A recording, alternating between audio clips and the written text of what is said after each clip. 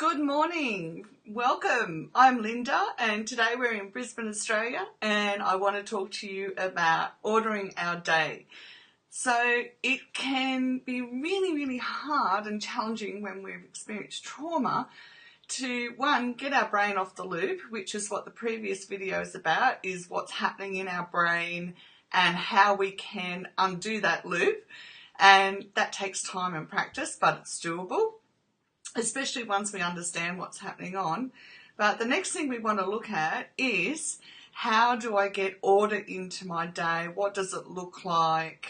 And it's different for all of us, but there's a few essentials that we can put into place to help us get back not only our brain and where we want to be, but also order into our day so that by the time we get to the end of it, we feel that we've accomplished something.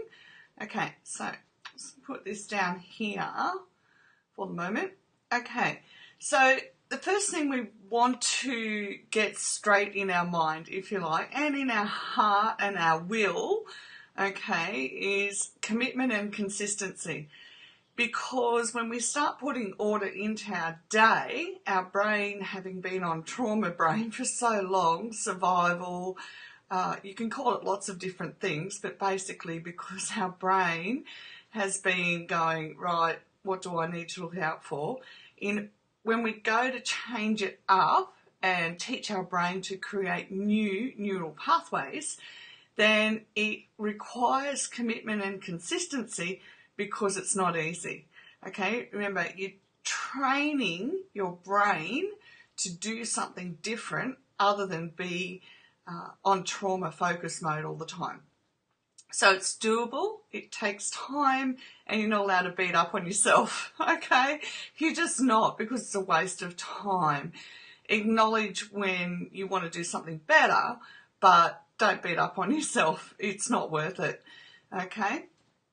So getting a day in order starts the night before. So after you've done everything in your day, evening that you need to have done, you need to make it a priority to make a list of what you want to do the next day and in what order you want to do it. Now, initially, this is good for two reasons. One, it does set your brain up and your mind and your heart and your will as to what you want to do tomorrow. But it also helps because before you go to bed, you've actually put everything down on paper, or, get your note on your phone. Okay, so every phone usually has a note where you can make a list. And as we do this, it gets it all out of our head, so it's less for our brain to focus on when we go to bed. So it's one aspect of making sleep easier. So when you put that list together, the first thing you want to do when you wake up is train your brain that you want to do something inspirational. Sorry about that. And by inspirational, I mean we want to do something that increases breath in us.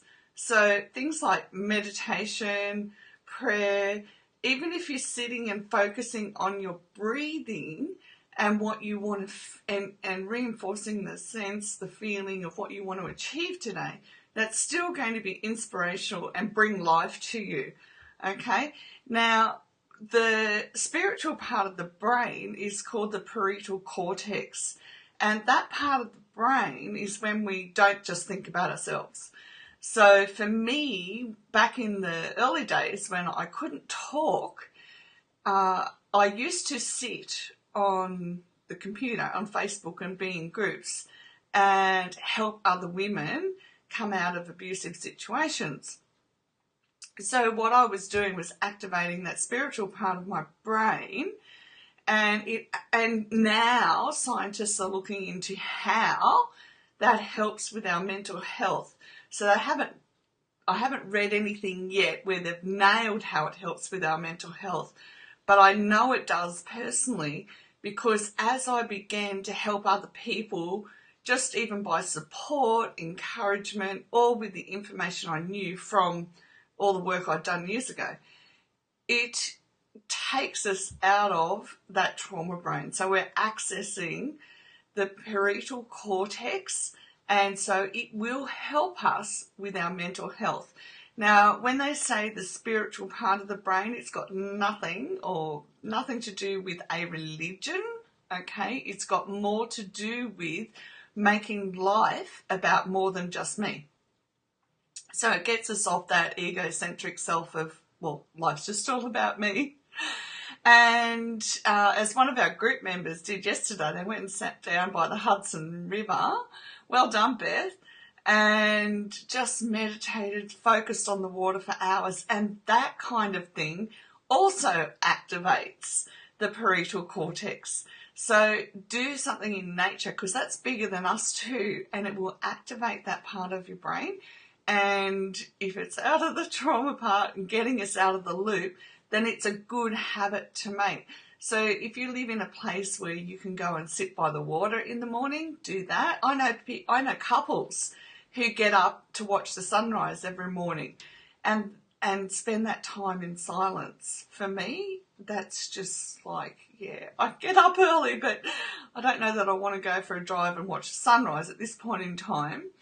But for me, I certainly do read inspirational material in the morning, and I sit down and I reflect on how it applies to the bigger picture in my life. So my whole day, it starts inspired. The next thing you want to do is some exercise. Now, when I say exercise, I don't mean become a gym junkie, all right? You've been walking around and your brain's been on survival mode for so long that I can tell you now, because I didn't know how tight I held my fists and my feet. So we want to develop that awareness in the body of how tight we're holding our muscles. And this is why we want to access the parietal cortex as well, because it helps increase blood flow and oxygen, and it'll help relax our body. So remember in the video, the one before this, we talked about getting out of the loop of trauma in the brain, and one of the things that we wanted to do or need to do is increase oxygen and blood flow to the brain. And we can do it without doing exercise, so we do it with what we've just spoken about. Plus, what we need to do also is, the first thing is become aware of how tight we're holding our body. Because if we don't become aware of how tight we're holding it, then how are we going to let it go? Won't happen. So when you become aware of how tight you're holding your body, exercise for you isn't about running off to gym. It's about making a decision to relax your body, so doing breathing and just relax and stretch your body. I will put up a link to a short 5-minute video that will have you stretching, and even if you are in a chair, you can sit and stretch. You don't have to be up and active.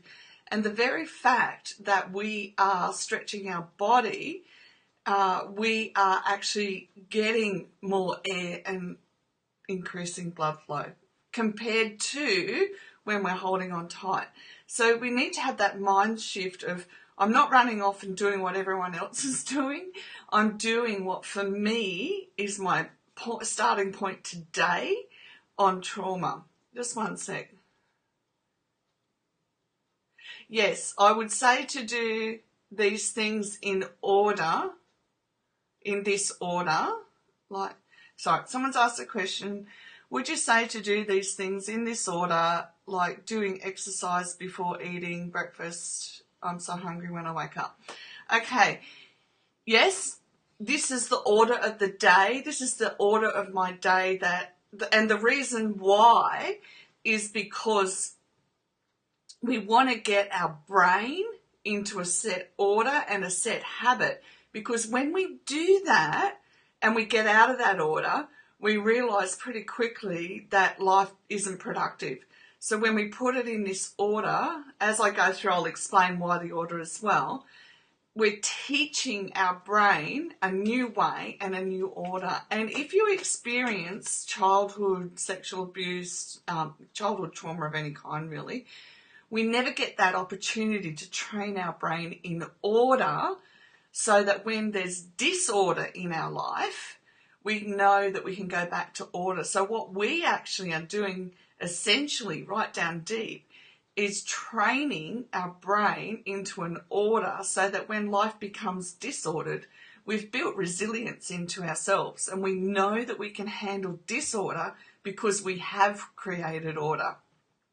So I'll keep going and it'll come out as we explain it. So we're doing the exercising. Okay, so I first started off doing gentle exercise and that helped me realise how tight I held my body. It'll be up to you to gauge for yourself what's your starting point, okay? So in your day, you want to eat. After you've done your exercise, you want to eat, shower, organise the day. If you've got kids, get them involved in this order too, because you want to train them up in the way they need to go in order that they have a healthy brain. So as you're changing the order around home, get them doing the order with you, okay? And make it enjoyable. Make all of it as fun. Yes, it can be really taxing on the brain, but make it as fun as you can, because when things are fun, think when we laugh, we actually take more oxygen in, okay? Yes, this is hard. It's not easy, but it's worth it. So then you want to get your list from the night before. So for each of us, it's different. You could be going to work now, you could be at home, you may have housework to do, and if you've got housework to do, put it in an order the night before that you feel comfortable doing. And you might have kids, work, study, and have order for this too. Now, the order doesn't mean we're going to be dogmatic, because what you're going to find is that your brain will have you go off and wander. And then, an hour or two later you're going, oh, what was my order? This is normal for us, okay? This is normal as we are retraining our brain in order, that we're not going to be able to go, right, okay, let's do this one thing after another. It won't happen, okay? When you've got trauma and a lot of significant layers of trauma as well to overcome, it can be really hard, especially, for me, it was really hard when the kids would go, oh, Mum, can you do this or that or whatever. Now that I've trained myself enough, I can say, look, I'm sorry, I have to do this first. Then we can go and do that, etc., etc. I can put boundaries in place. So boundaries aren't easy till we have order as well. Now, the next stage on from this order is to actually have time for each task, not a time limit, but a time. So at this time, I want to do this, and next time this, then next time this.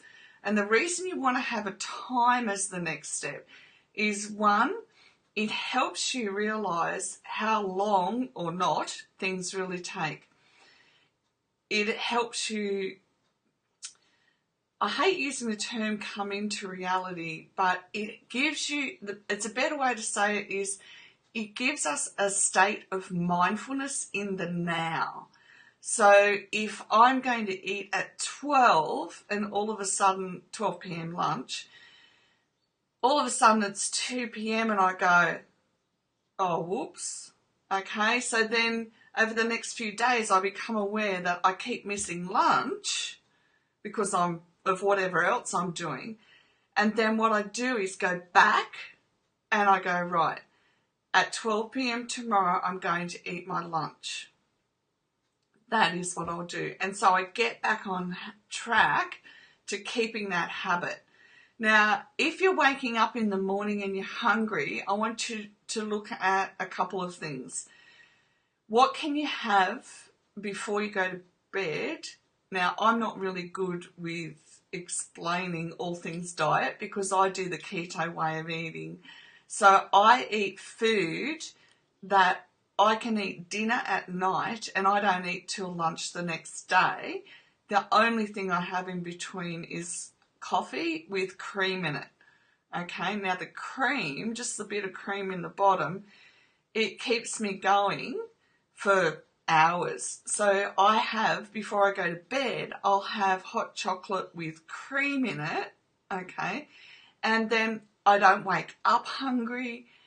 I can go to sleep because I'm not hungry, etc., etc. Another thing you can do to help the hunger, if you wake up and you're hungry, is these days you can get, in Australia, and I'm sure you can get them everywhere, the kids used to have what we called cheese sticks, but these days you can get, like, Bega is a brand name, but you can get tasty cheese in a stick. So what I did over the last few weeks, when it was still winter here, I mean it's still cool, but I started to get hungry because it was unseasonably cold here. So I would eat one of these cheese sticks instead of thinking, oh, I'm hungry, I need a full meal. And that's good for us because it begins to help our regulation for how much food we do or don't need. And eating those if you need two, eating those 2 cheese sticks and having a coffee with cream in it, I just couldn't do tea with cream. Keeps us full. It gives us that full feeling. But if you're going to do this type of thing, just quit eating sugar, okay? Just stop eating sugar, because sugar triggers the brain into making you believe that you're hungry, okay? And that's what you need to, if you're waking up hungry, ask the question, where is the sugar in my food that's triggering me that I'm not sustaining what I've eaten for dinner for an extended period of time, okay? So always good questions to ask ourselves and observe, because everything that we're doing will affect the brain, and we want our brain back to being healthy and whole. For me personally, the keto way of eating has worked, not just for the weight loss, but it's giving me my brain function back, because I spent over 30 years in the generation that grew up believing we don't eat fat. We can eat sugar, but don't eat fat. And my brain capacity is now coming back a lot more than it ever did. My memory is coming back better. I'm actually shocked. I've been on doing keto for 6 months, and I'm actually shocked how much better my memory is becoming, okay? All right, so the next level was the times, have a time for each task, so we're straight back. Now, one of the most important things is to stop and rest, okay? You are taking your brain from being in one state of chaos, being triggered, etc., into being calm, and you are creating new neural pathways, okay? You're teaching your brain to put everything through a different pathway. You will be tired. You will need rest. Don't sleep. If you sleep, that's okay, but put a time limit on it. So if you fall asleep, give it half an hour or an hour, depends how much you've been changing your brain. You'll get to know yourself, how much you need, and then get up and go back to your order again. I do this, sometimes I push through, and then I just pass out at night now. There's no worry or brain going round and round and round. There's more to kicking the habit of being awake at night, but this is just one of the things that's been really healthy for me, is the rest during the day, because we want clarity, we want a clear mind, and the rest is important along the way. If you go, right, look, this is what I did last year. Last year. I went, I need to work. And for a number of weeks, I went, I can do this. I'm well enough. Had no idea. And I worked for about 10 days straight. And we have very strong minds, okay? We put our mind to something and we do it. But the problem was the stress was so phenomenal for my brain that I ended up sick for nearly 3 months after it, okay? So, we've got to be well before we attempt to do things like full-time jobs. I know on the outside it looks like we're okay, but the reality is our brain can't handle that kind of stress because our cognitive function, so our brain's ability to do simple things and complex things, we basically run ourselves into the ground. I'll have more information on that and how it affects our health another time. But for now, know that it's not you as a person and it's not your fault. Trauma takes away our ability to do so much, okay? We rely on our brain. And at the end of each day, do your list for tomorrow, okay? It's a habit we need to get into, and we build habits. We don't just pull them out of the air and they're here. Okay? Remember, commitment and consistency, no matter how good or bad you try and judge your day, judge the good as good. Judge the fact that you begin to consistently make a list for the next day. Look, put notes up all around the place if you need to. Find creative ways to make this happen for you, because only you can do this work and retrain your brain back into the life that you want to live. And I know you can do it. I believe in you. And if you have any questions or comments, please hit me up down below. I'm always happy to answer them. If you see the YouTube replay, remember to hit subscribe for when the next video is out. And thanks for watching and engaging today. I really appreciate it, and I hope this has helped. Okay, bye for now.